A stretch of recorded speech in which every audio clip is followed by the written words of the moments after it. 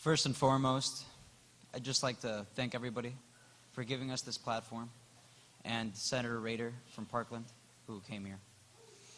If there's one thing I want everybody here today to remember about this, is we're just kids. I know myself, I'm only 16. I'm a junior in high school.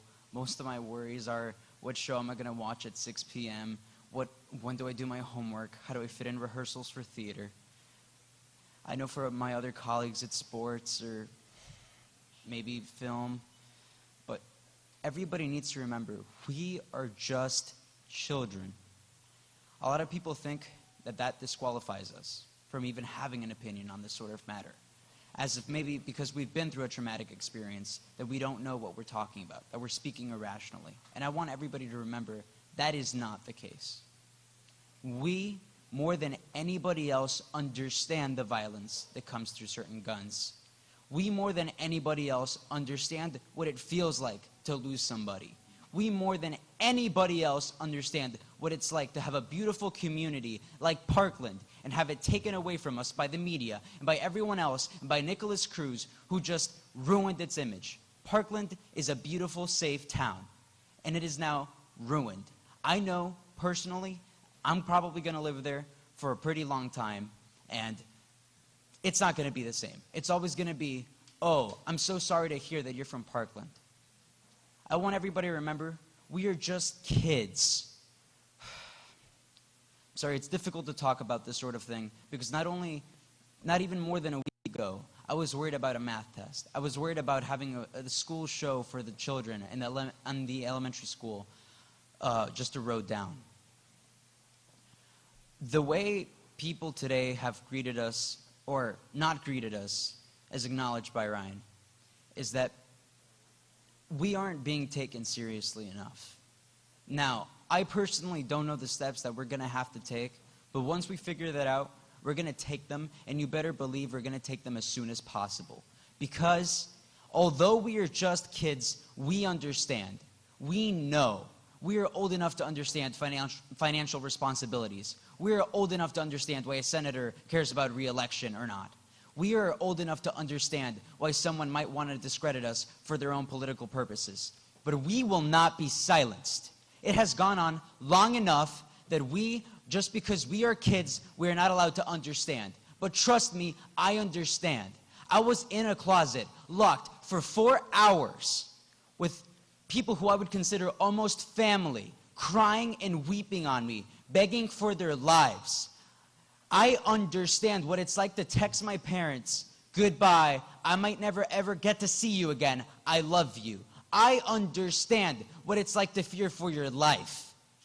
And I don't think we should ever be discredited because of that. I don't think we should ever be silenced because we are just children. I feel like that is powerful, and it is one of the only reasons this movement is where it is right now. I am extremely, extremely angry and sad. And I don't know if I'm going to be traumatized because of this. I don't know if I'm going to have faith in my state and local government anymore. Because what I saw today was discouraging. But I want everybody here today to know, we will not be discouraged. We will not falter. We will not stop this movement, because this is more than just us. This is everybody in America. This is for every single kid who fears for their life. This is more than Parkland. This is more than Florida. This is more than the United States. This is something serious. It is about human lives. Please, I beg and I demand that every single person in power who has the ability to change the fear that kids feel going back to school, that they do something. Because I want everybody to know, I'm supposed to be going back to school in less than a week. And I'm not ready. I don't think anybody here is ready. I don't think anybody here is ready to go back to class and just have an empty seat. And you know that that empty seat is because someone's dead. Because somebody lost their lives. And I don't know how I'm going to cope with it. I've spoken to grief counselors, but grief counselors can only do so much. What we need is action. And we need it now more than ever. because people are losing their lives, and it is still not being taken seriously. I don't know what it's going to take. I don't know what it's going to take to get some people to realize this is more than just re-elections. This is more than just political gain. This is more than conspiracy theories and people trying to disqualify us from even having an opinion. This matters to me more than anything else in my entire life. And I want everybody to know, I personally, I'm prepared to drop out of school. I am prepared to not worry about anything else besides this, because change might not come today. It might not come tomorrow. It might not even come March 24th when we march for our lives down in Washington. But it's going to happen, and it's going to happen before my lifetime, because I will fight every single day, and I know everyone else here will fight for the rest of their lives to see sensible gun laws in this country, and so that kids don't have to fear going back to school. Thank you.